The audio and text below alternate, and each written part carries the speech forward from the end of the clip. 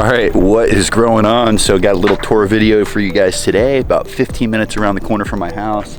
And this kind of looks like the normal front yard in suburbia. Not a lot of edibles in here yet. We are going to be adding some olives in the front yard. Most of the action is in the backyard. Hugh lives here. His son Gerald has a food forest around the corner. They have a YouTube channel and they've just been huge supporters of Green Dreams, a huge help since we've gotten started, and his backyard has taken off. I've been delivering plants here, compost here, and very successful with the kind of home market garden. Tomatoes are killing it, veggies are killing it. You guys want to see what's growing on? We are in mid-July. This is pretty impressive. Hold tight. Morning, Pete. Good morning, sir. Hey. Hey. Leave him alone, I'm busy farming. Leave him alone. He's busy farming. The bathroom remodeling. Watch out for all these eggplants, huh? You know, funny, I could never grow eggplants successfully till this year. What did that for you? The greenhouse? The greenhouse, compost that I get from you, and organic fertilizer. Every crop you replant, it just adds to the soil, the health of it. I've never had this type of success. Look at the cherry tomatoes. I mean, I didn't trellis them properly, but constantly getting new growth. Mid-July, still pumping tomatoes, huh? Crazy, yeah. Well, the key is keeping the rainwater off, but I haven't been out here for 2 weeks, and you can see how it's overgrown, and now the humidity's starting to get to the leaves. It almost looks like you just put fresh soil, but that's just the drip darkening up the spots in here. That, and I did run the wire hoe this morning. What is this? You got a Pro tool? Collinear. Normally I use this one, just the wire. It just pops right in. This is the best hand tool I've ever bought. Stacy uses it in her garden. It knocks the little weeds out as they're just starting. And the minute you can pop them out, well, that's not a good example, but then the sun kills it off. So the key is, yeah, exactly. Get it before it becomes big, and you eliminate that problem. And I do it maybe once a week. Yeah, it's pretty much weed free. I haven't been out here for 2 weeks. Is this a never sink or farmer's friend? It is. No, it's never sink. Okay. Greenhouse is farmer's friend. Okay. The cover is from Bootstrap Farmer. A little bit everywhere, You huh? gotta hunt down the bargain. Oh, man. So you got a citrus in here still, too? This is where the bananas were last time I was here and everything else. They were in the front corner, but they were in the way of the greenhouse, so I had to eliminate those, which they were rock stars. We're getting racks of bananas, harvesting the pups, replanting them. You know, that's what I love about gardening. When you propagate, even to tomato plants or the Thai dwarf mulberries, you could break off a sucker, put a little root hormone on it, stick it in some compost, and you've got another tomato plant. My Thai dwarf mulberry, is it killing it I still? got from you, yeah. And every time I trim it, watch your step here. I haven't done it in a while, but I mean, I you're just cut the constantly branch. starting new ones. Yeah. Wow. And I just gift them out to friends and family. Have you noticed when you prune them later in the season, you'll get a kind of a late fruit too? 100%, yeah. Okay. In fact, I just trimmed it. Last fall, I forgot to trim it. And in the spring, I had more mulberries than I've ever seen. I mean, and I know Jim Kowaleski had the same problem. The branches, which weren't trimmed, were just like screaming for help. Weighed down from all the fruit. Crazy. Wow. So yeah, this is the food forest over here. And so I have a sweet almond. Well, you talk about bringing pollinators around, and well, you could just smell it right now. In the evening. Scratch and sniff. Yeah, absolutely. When I'll sit out here at night, I get a nice breeze through here, and right after dinner, pull up a chair, maybe open a cold beer or a refreshing drink, and the aroma from this it's just remarkable. But yeah, it brings in tons of pollinators. Thai dwarf mulberry. This is a red Turks cap, which it got hit really hard From the freeze? from the freeze, and I haven't had any flowers yet, but it looks like it's coming back. Coming back strong, yeah. Yeah, It's close. and my grandkids love this. What a treat. They come out here and they're no-no. They call me no-no. That's Italian and grandfather and Italian. But they come out here, they have a field day. Between this, my grandson Giovanni will eat rosemary, Oh, really? raw, which I don't know how he does it. You got kids over here eating flowers and rosemary? Oh, yeah, they love it. Well, you know, Boy, what a way to get them engaged in growing food, eating it. They all eat stuff from here. My granddaughter Kendra eats raw Swiss chard leaves and ends up with green teeth. Oh my gosh. Anyway, there's some fakahatchee. Am I saying that right? Yeah, fakahatchee, you got it. Fakahatchee grass, part of the chop and drop. So there's my Mexican sunflower. Ooh. And another plant. And now look, I'm sure everyone knows this, but you could literally, right, stick that in the ground, and that's going to grow another tree. Better watch out. You'll have another one really quick. It's true. It's that simple. And that's the beauty of this. But this is a plum. Got it from you. Struggling a little bit. It needs some food, I think. Hungry, huh? Yeah, my white peach. Boy, this year, Pete. That's a favorite for me. They're so good. You know, when I first was introduced to them, it's not what you're used to. They're smaller. But if they're not the best tasting peach you've ever had, phenomenal. Remarkable. And this is, I believe it's a grafted. I got it from you. So this is done really well. There's a lot of stuff just growing in here. I believe this is a chive. Some garlic chives, yep. Yeah. This is some type of ivory. And in here I had some tomatoes. I'm changing up what I'm doing. I've got some of the blackberries from my son. I think he got them from you. I see them on the ground in there. Those are huge.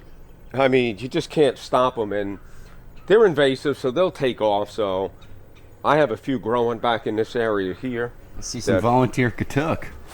Right. Some like little seedlings or something. Yeah, Maybe it came back after the cold. I had a katuk here, which I loved, lost it. And I had a star fruit. Wow, what is that? Carambola? Carambola, yeah. That I got from you. It was up in the front corner. Not this past winter, the one before. We had a cold front coming. I think I pulled 25 fruits off it. They were incredible. I mean, nothing like a store-bought. And it got hit by the freeze, and I lost it. And I thought it would come back. It didn't. Here's an avocado from you, grafted. Look at this size. This one, how old is this? What is it, 3-4 years? 3 years about, I got it from you, and it was, I don't know, maybe a 3-gallon? Little 3-gallon tree, yeah. And it's loaded up, and it's lost a lot of fruit, so I'm assuming that's fruit that wasn't going to ripen. Sometimes it doesn't set at all. Yeah, but this is loaded. I think it has a trunk on it, though. That's impressive. Isn't it crazy? And in the spring, the flowers, incredible. More fakahatchee, another avocado holding fruit, huh? What's this? This just popped up. You got a volunteer? Yeah, what is that? Kind of looks like one of those Bodhi trees. Maybe the neighbor has one around here. Yeah. This is Greek and oregano. I love this. It has a lemony. This was a weed. No, I'm putting it in here for ground cover. The sweet potatoes, so there are some weeds in here, but the sweet potatoes came from a compost pile I had, and I just dumped it here figuring I'd spread it out. And next thing I know, I've got sweet potatoes, which I'm okay with that. They volunteer, yeah. Yeah, and I had, earlier in the season, I had cantaloupe. Pete, you'd walk by here, and you could smell the aroma from the cantaloupe. They were like a bright orange almost. And you harvested some here? Yeah, oh yeah, we had probably a dozen. That's impressive. I just put the seeds in the ground. I figured I have empty space. I have nothing to lose. And here I've got volunteer tomato plants. Well, that might not be a tomato plant, but wow. I put here's another great some marigolds. Yeah. Marigolds. When these die back, you end up with a little seed pod, and I just harvest them. So when the flower dies out, I have some on the other side. You end up with something that looks like that but dried out, and you probably have 25, 30 seeds in there. The germination rate on these is remarkable, almost 100%. And for 2 years now, I've just started marigolds. I have zinnias that I introduced into the garden. They're just self-seeding. Wherever the heads drop, they're just growing. I didn't plant any. But in the, I'll call my market garden, I put marigolds throughout. They're really beneficial. The butterflies, bees that are attracted to it. It just seems to work. So I think in addition to the compost, organic fertilizer, bringing in those beneficial flowers has helped a lot with pest pressure. I have very little. Typically, I'm finding I'll get one crop that has an issue. Like I had zucchini, they started out great, and then they got hit with a bug. I just took them out. That was the only crop so far from my spring planting. You said you call this the home market garden. I mean, you have a Facebook group. Yeah, it's Leave me alone. Leave me alone. Farming. I'm busy farming. My son started that, and I'm on Instagram under Nono's Wholesome Living. I was gonna say, you don't just love to grow food; you love to cook too. I mean, this is full circle for you. This 100% is. Well, you know, it started. My wife Stacy was diagnosed with breast cancer in like June of 2012. January of 2013, I had throat cancer. So we both said if we survive this, which it was a tough road, that we're going to change our lifestyle. And I couldn't grow anything in soil because it's very sandy here. So, you know, it was a journey. Hydroponics, food forest, market garden. To me, I think the combination is food forest that is almost thrive on neglect, and then a market garden. And you could start with a 30-inch wide bed by 4 feet, and you're off and running. You've got a garden. I was gonna say, this has really evolved for you over the years. I mean, it started with the little greenhouse. Yeah. You just keep taking out more grass. 10 plus years. Well, listen, I'm trying not to be a grasshole, and if I had my way, the front yard would be planted with stuff like, now I know about Florida pumpkins. I told them we're getting some olives in there. Don't worry. Yes, so get some olive we'll trees. slide some stuff in the front yard. But You're still yeah, pumping kale, huh? I direct sowed those last September, and they survived any frost. That's impressive. Every week they go in our soup. Peppers. Oh wow. Oh yeah, I got bell peppers. I mean, look at the leaves. So you get a little bit of pest pressure. I pick these off and they go to my son's house for his chickens. But that's still edible. For me personally, I pull it off the stem, so. Yeah, I'd rather see the holes. It's a sign there's nothing on the leaf, you know. It's safe for the pest to eat, so it's safe for us to eat, you know. Yeah. No chemicals in here, all organic. Different varieties of tomatoes. These are up front is a bigger cherry tomato. I have some beefsteaks that, boy, they're the smallest beefsteaks I've ever seen right there. Those are beefsteaks? Yeah. Wow. But they're really good. Eggplants. These are an Italian variety, Black Beauty. Me personally, when they're small like this, they're the best. You like them smaller? Yeah. Less Easier to seeds. work with? Yeah. Easy to work with, less seeds. They're not bitter. I don't have to salt these at all. Wow. Where the stuff you get in the supermarket. Fennel. Some fennel. Wow. That's from September. Ours has been gone for months, so that's pretty impressive. Yeah, I just harvested a big one the other day. You know, they're getting a little ugly, if I'm being honest. But, I mean, if you just cut this and smell that, it's just, you know, again, to me, this is the beauty of growing. You don't smell this in the supermarket. It's probably dead. I've got some heirloom tomatoes, which I love getting seeds from friends, family. These seeds came from Romania. I met a gal, Florentina, through Instagram, social media, and her nono, grandfather, was in Romania, had his own garden, and you gotta love the freedom of the United States.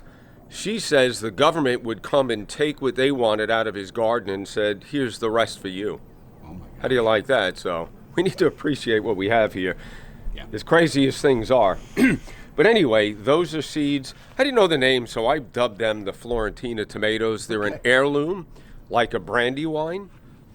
Phenomenal. But again, with those heirlooms, you don't get a lot of growth. But the ones you get are just, you can't compare. No. More eggplants. Now we get into the cherry tomatoes, which, like I say, I'm trimming. Here's a... you still got lettuce holding on? What is this? Well, this one's self-seeded. It's a volunteer heat tolerant. It is. I had all of this was lettuce before I planted eggplant here. See, like this here, Pete? Like this one, what I'm finding, I should have harvested this, but it's turning colors. What I find... a little bit of a red color, yeah. A lot of seeds then. So you want to get them when they're small and black. Yeah, compared to this. And the shape's a little different, so I don't know. Maybe one's a male, one's a female. Same plant, same variety? Yeah. Wow. Maybe someone will let you know in the comments below. Tell us about these eggplants. Yeah. The other eggplant I grow is in a small greenhouse. Something rosa. It's a purple and white. Another Italian variety. It's phenomenal. It's got almost no seeds. And I call it the pulp, is pure white. Wow. The best I've ever eaten. These are great. Ones? These are great. Which ones did you give me? The other ones? No, it was these right here. That's the Black Beauty, right? Oh, yeah. They're really good. Those are next level in my opinion, but they're small. Yeah. Not as what else? productive. Wow. Yeah. These are, I forget what they are. It's a flower. It's supposed to look like snow. So I seeded these. It's a little too hot in here, but it gets a lot of these white buds. These are the zinnias. Right here. They're gorgeous. I didn't plant these. These are all self-seeded from last year before I had the greenhouse. Whoops. Here's a... Gotta love those volunteers. Oh, yeah, but, you know... Is that going to be your seed head for collection? When you know, right. I mean, it's loaded with seeds right there. Jeez. I mean, you're going to spend $5-6 for a pack of them. I've already got a bag full sitting in the pole barn there. Seed for next year? Really? I'm starting anything like that I find does well and we really enjoy. I'm harvesting seeds. I have the from Johnny Seeds, the lettuce is a red and a green. Can't think of the name of it. They're hard to come by and they're not cheap, so I've let them go. Any type of a raised bed I think's a winner. You could fill it with compost, organic fertilizer. I utilize the market garden technique in all of these, and they do well. Funny story how that came about. I'm sitting at the outdoor kitchen, I'm making my son dinner, and he's like, we need to start a YouTube channel. I'm not interested. He keeps going on and on, pestering me. I'm like, you know, you're like your mother, and I tell her all the time, leave me alone. So leave me alone. And 30 minutes later, he comes back. All right, I've got a YouTube channel set up, and it's called Leave Me Alone, I'm Busy Farming. And I'm like, any projects we did back in the day was all about the after party. What are we going to cook for dinner? What drinks would we have? So we worked our butts off during the day. But anyway, this is, so inside it, you have almost like an igloo shape. It's fire brick. It's all hand set, and the floor is fire brick. It's got 3 inches of insulation and about 5 inches of poured cement with rebar. And I made an outer shell for it, covered it in mortar, and then put the tile on. But built, not bought. Built. Same with the stand. Really? You welded the stand. I forgot you told me you bought a welder just for this. I did.